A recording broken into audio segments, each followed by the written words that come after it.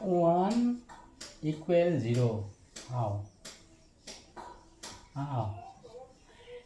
কেনেকৈ 1 equal 0 হ'ব পাৰে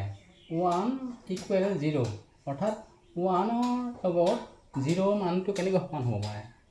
আহকচোন প্ৰমাণ কৰোঁ ধৰি লোৱা হওক বাওঁ পক্ষটো 1 আৰু সোঁ পক্ষটো 0 হয় এতিয়া এনেকুৱা দুটা সংখ্যা ল'ম যি দুটা সংখ্যাৰে এটাৰ পৰা আনটো বিয়োগ কৰিলে 1 মিলি যায় হা তে 61 minus 60 তা 61 ৰ পৰা 60 বিয়োগ কৰিলে আমি পাম 1 মানে তা ইকুৱেল টু 0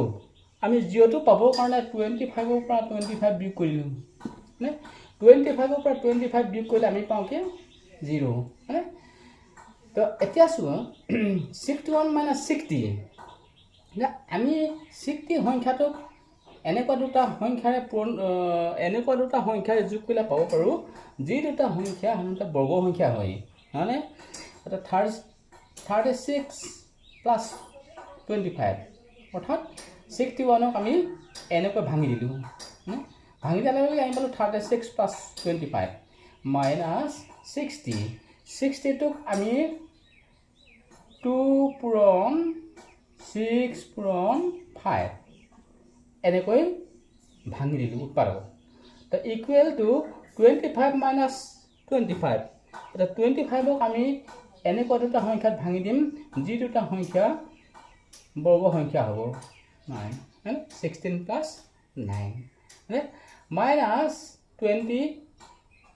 25 টোক আমি ভাঙি দিম 2 পূৰণ 4 পূৰণ 3 মানে তো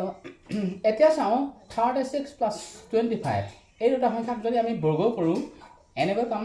ইয়াক বৰ্গ কৰিলে পাম 6 স্কয়াৰ প্লাস 25 ক বৰ্গ কৰিলে পাম 5 স্কয়াৰ হা মাইনাস এতিয়া আমি যদি চাওঁ a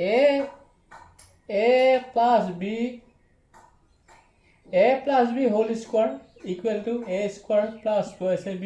প্লাস b স্কয়াৰ এই সূত্ৰটো আমি ইয়াত ব্যৱহাৰ কৰিব পাৰোঁ তা ইয়াত যদি মাইনাস হয় নহলে a minus b whole square equal to a square plus 2ab plus b square এই সূত্ৰ দুটাৰ মতে আমি এইটো ভাঙিব পাৰোঁ এইটো ধৰি লৈছো a স্কয়াৰ এইটো b স্কয়াৰ তেনেহলে 2 into a মানে 6 into b মানে 5 এটা মিলি গল হে গতিকে আমি ইয়াক এনেকৈ ভাঙিব পাৰোঁ ইকুৱেল টু এইটো ভাঙি দিম 4 স্কয়াৰ 4 গুণ 16 প্লাস 9 ৰ বৰ্গ হ'ব 3 square is minus 2 into a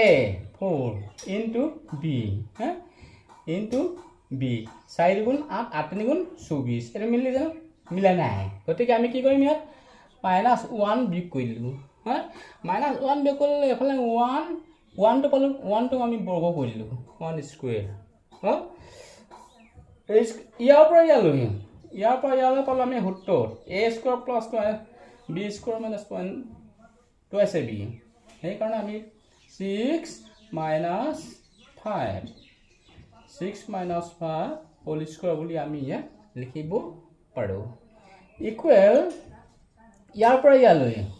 সূত্ৰত গৈ আছে a square plus b square minus 2 into ab so 4 minus 3 whole square minus 1 square হা এতিয়া আমি এটো দেখিছো 6 minus 5 হোল স্কয়াৰ ভিতৰ এটা বিয়োগ হৈ আছে 6 ৰ পৰা 5 বিয়োগ কৰিলো থাকিলে 1 হোল স্কয়াৰ স্কয়াৰ আছে ইকুৱেল এফালে 4 পৰা 3 বিয়োগ কৰিলো থাকিলে 1 স্কয়াৰ হল minus 1 স্কয়াৰ এটা এইটো প্লাস এটো মাইনাস প্লাস আৰু মাইনাস মাইনাস গতিকে 1 স্কয়াৰ minus 1 স্কয়াৰ কটা কাটি গল হা থাকি গল এফালে 1 স্কয়াৰ মান হল 1 গুণ 1 ইকুৱেল টু এফালে একো নাই গতিকে 0 হা ইকুৱেল প্ৰুফ হা এনেকৈ আমি প্ৰুফ কৰিব পাৰো হা দেখিছেন এটা 1 equal to 0 equal proof 1 equal to 0 এনেকৈ আমি 1 ইকুৱেল টু 0 মানটো লিখিব পাৰো এটা চাও আমি শুদ্ধ হৈছে না শুদ্ধ হৈছে 61 এটা 1 টো পাব লাগে গতিকে 61 ৰ পৰা 60 বি কৰিলো 61 ৰ পৰা 60 বি কৰিলে আহিব 1 হা ঠিক আছে ওকে তাৰপাছত 61ক আমি ভাঙি দিলোঁ 36 + 25 হা 5 6 11 1 উকুলিলে 1 3 2 5 1 6 61 হা তো মাইনাছ 2 × 6 × 5 যেহেতু এফালে 36ক বৰ্গ কৰিলে আমি 6 পাম সেইকাৰণে 6.5ত ভাঙি দিলোঁ হা তো ইফালে 25ক আমি বৰ্গ সংখ্যা দুটাৰে যোগ কৰি বিশ্লেষণ কৰিলোঁ 16 + 9 -2 × 4 × 3 যেহেতু 4 × 8 8 × 24 24ৰ পৰা 24 পালোঁ যেহেতু 25টো মিলা নাই সেইকাৰণে ওৱান এটা আমি বিগ কৰি দিলোঁ মাইনাছে মাইনাছে প্লাছ এইটো 24 আছে 24ৰ লগত এক এটা মাইনাছ মানে যোগ কৰিলে 25 হয় -25 হ'ব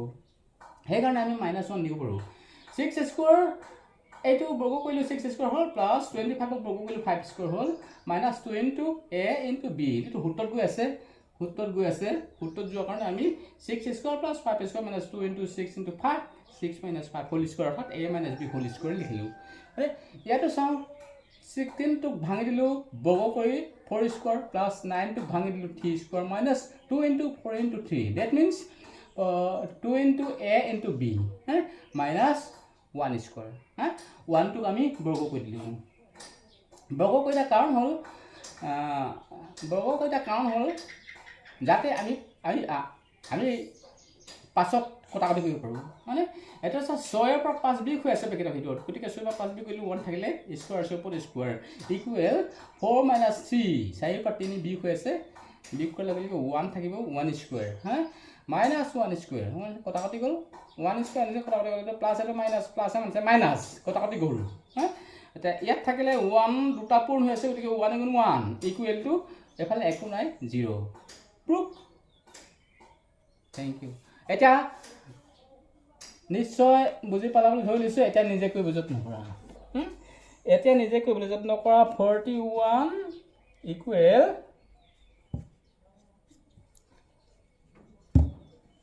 41 minus 40 equal 81 minus 81 কেনেকৈ হ'ব 41 minus 81 41 minus 40 equal to 81 minus 81 আমি ইয়াকো একে সূত্ৰ প্ৰয়োগ কৰি সমাধান কৰিব পাৰোঁ কিন্তু 1 equal to 0 হা try yourself thank you